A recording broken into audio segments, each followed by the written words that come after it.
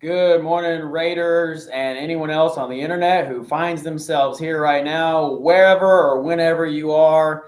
I'm glad you're here. This is going to be an audio guide on the foundations of government from the U.S. history perspective. If you're in my class, you're probably watching this because I'm not in class today, or maybe you haven't been in class today and you're catching up on what we learned. And if you find yourself on a random YouTube search, you want to know more about our foundations of government and our Constitution, well, you're in the right place. Make this a quick audio guide. Mr. David Swanson from Bacon County High School, Bacon County, Alma, Georgia.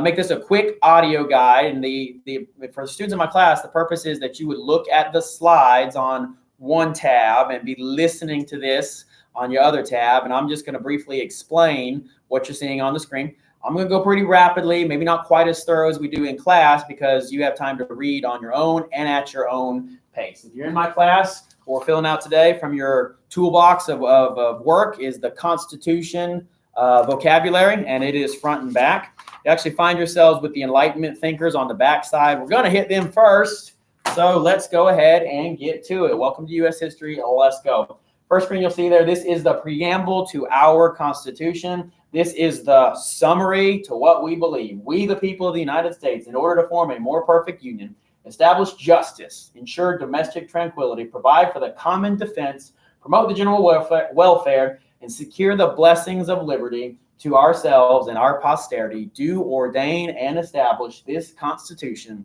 for the United States of America. There's a lot there, and we're going to kind of break it down one step at a time. So first of all, the foundations of our government, foundations of the U.S. government. What do we believe? What is government? Well, a couple of prompting questions there and something you can think about. What is government? What is the role and responsibility of government? Do you think our government is effective today? Well, a lot of people want to have an opinion on government without even understanding what it is. What is government? It's an institution through which a society makes and enforces public policies. Public for all of us. And we're going to talk about for the general welfare, for the common good. So public policies for all of us. Think about places that you are governed. You may say, oh, I submit to no man. No one's in charge of me. Well, I bet you have government at your home, okay? Mom, dad, and you're single mom, single dad. You have governance in your home. You submit to government at school. If you go to church, there's a government in your church, and certainly state, national, and even international government. So you can try to say you submit to no government, but you're really governed in a lot of ways, and government does not have to be elected. Your parents weren't elected. You were born to them, but they are governors in your life. And think about it, it's an institution to make and enforce policies for the general good order of whatever the group is, right? As small as your family unit or as large as the world itself. This is what is government. How about democracy? We live in a constitutional republic and we practice representative democracy. So let's look at what is democracy. Really, the foundations of democracy goes all the way back to world history. Hopefully you remember your world history class. The ancient Greeks, the earliest form of direct democracy. Now, direct democracy means everybody has a vote on every issue. This only works in small groups. If I look at the room here, I could say, all right, it's Friday, let's vote. Do we want to watch a movie or play a game? I can count from the 32 of you. I can count your votes. But if I were to look at the country and say the same thing, all right, America, it's Friday. You want to watch a movie or play a board game? I can't count 300 million votes. So direct democracy is not possible for every national question. Instead, what we practice is representative democracy. I vote for a representative, and whoever wins that election goes to Congress and votes on my behalf. Now, I may disagree with that person. If my candidate didn't win, I may disagree with how the winner does vote on certain issues, but that winner did get a majority of the votes and does represent a majority of the voters. So representative democracy. Our class in the past, we've already seen that the Puritans in the New England colonies were able to practice direct democracy because of their small community size. And of course, that idea has become representative democracy all across our country. Age of Enlightenment, super important. So Enlightenment thinkers are on the back side of your notes. Okay, that's just where it fit for space. So flip to the back side of your notes, and we're going to look at some Enlightenment thinkers here in just a second. The Age of Enlightenment greatly influenced our American Revolution. the thought that turned into the war. Okay, it all started with philosophical beliefs and turned into armed conflict. And a range of ideas, some words you may recognize today: the pursuit of happiness, reason, liberty, progress, toleration, constitution, the separation of church and state. All of these come from the age of Enlightenment, which is a world history topic. So think backwards. I know you've slept since then, but think backwards to your world history class and the age of Enlightenment. Here's the first specific thinker I'm going to highlight: Montesquieu, the Baron de Montesquieu, oftenly just known as Montesquieu. He comes up with the idea of separation of powers, which gives us our three branches of government today, right? Checks and balances to each other. A famous quote from him is that power should be a check to power. Believe it or not, the president is not an all-powerful leader in our country. He is checked by Congress and the courts, and all three of those are checks to each other. So these are the three branches of government.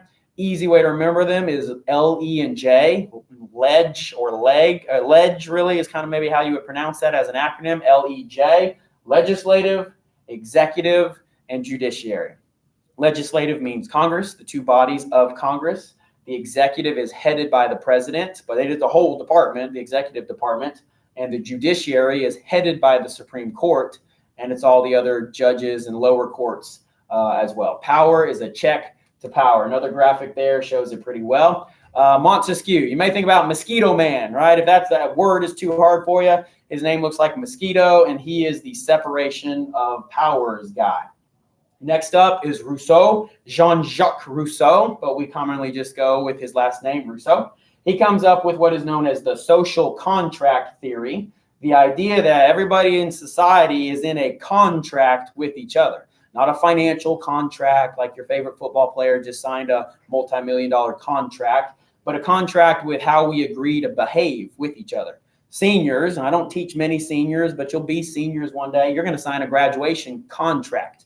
I agree to do these things in order to walk at graduation. Well, Rousseau says people in society are in an agreement with the government to ensure the safety and rights of all people.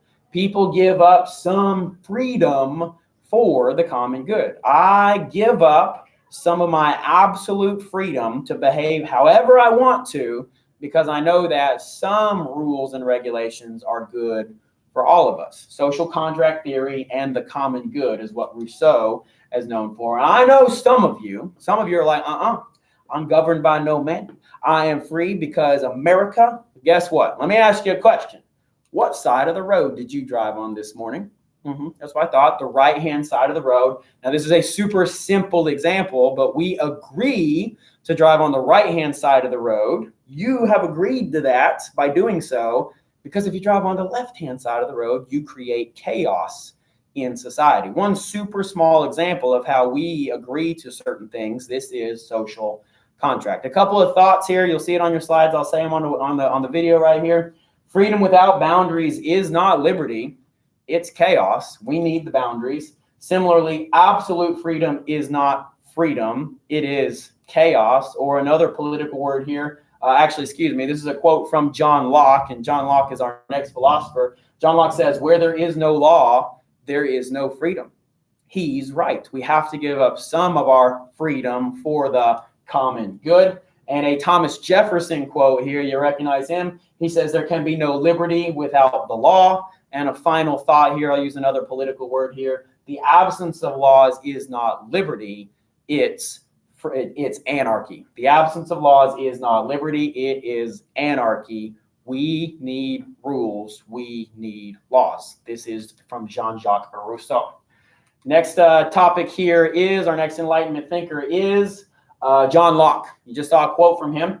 I like to think that John Locke is the key to the Declaration of Independence, and we've already said that in our class. John Locke's writing influenced Thomas Jefferson. John Locke is the key to the Declaration of Independence. John Locke writes about life, liberty, and property. Thomas Jefferson writes about life, liberty, and the pursuit of happiness. So a quote from John Locke here, talking about the right to life, health, liberty, and possessions. And then a statement from the Declaration of Independence here. Thomas Jefferson, as the primary author, right? So we hold these truths to be self-evident, that all men are created equal, endowed by their creator with certain unalienable rights. Among these are life, liberty, and the pursuit of happiness. So my favorite meme, probably of our entire class, is this one. Thomas Jefferson says, "He-Man, can I copy your homework?" And John Locke says, "Yeah, just change it up enough so that nobody notices."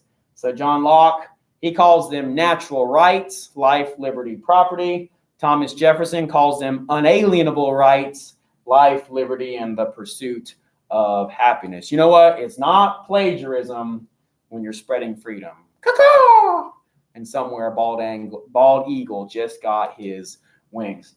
Still hanging out with John Locke here. So he also speaks of the consent of the governed. The government's base of authority only comes from people agreeing to be governed by them, which happens when I vote for my representatives. I'm voting in a democracy. I'm agreeing to respect the results of the election. Every 2 years for Congress, 4 years for the president, 6 years for senators. If my guy didn't win, I get to vote again, right? Every 2 years, Congress gets fired and rehired. Every 4 years, the president could get fired or rehired. So I consent to this system, and I consent to being governed under this system. That's how government works. John Locke says it's the government's job to protect natural rights, which Thomas Jefferson calls unalienable rights. And John Locke, this idea here led to the American Revolution. He says if the government fails to do his job, citizens have the right to rebel against an unjust government. Really, even the burden to rebel. If your government is unjust, citizens have the requirement to rebel against an unjust government. And that's exactly what those early patriots did. They rebelled against the British government.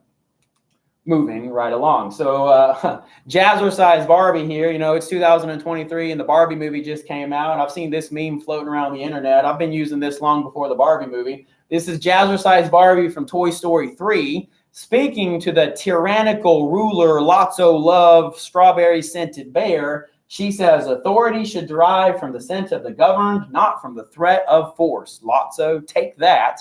And of course, this is as the toys are rebelling at the Sunnyside daycare, and that is Toy Story 3. So that children's movie is deeper than you maybe realize with Jazzercise Barbie here, bringing in some John Locke. So, all right, the Enlightenment thoughts and Enlightenment philosophers, very foundational to the U.S. government and gives us our national values, worth of the individual, equality of all people.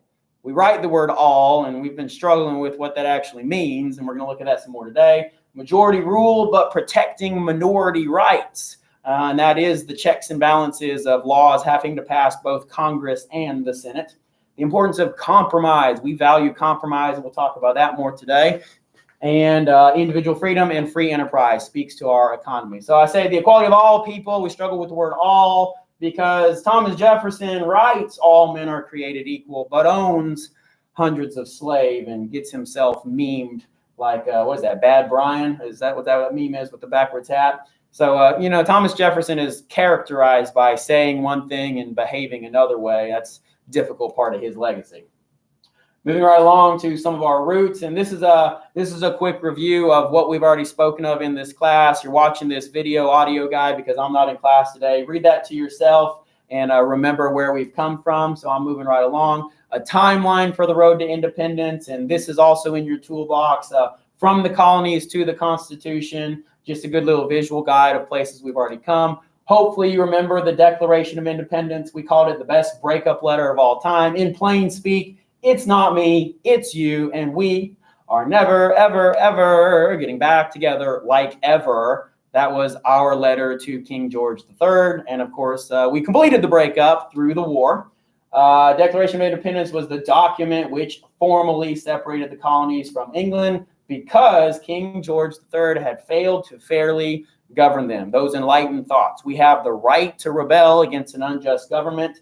That's where we come by the Declaration. I love this statement here, the Declaration in 40 words. I'll let you read that for yourself. It says I'm offline. All right, because it said I'm offline, I'm going to stop the video right here, and I'm going to make a part 2. So if you even see this, move on to part 2 now.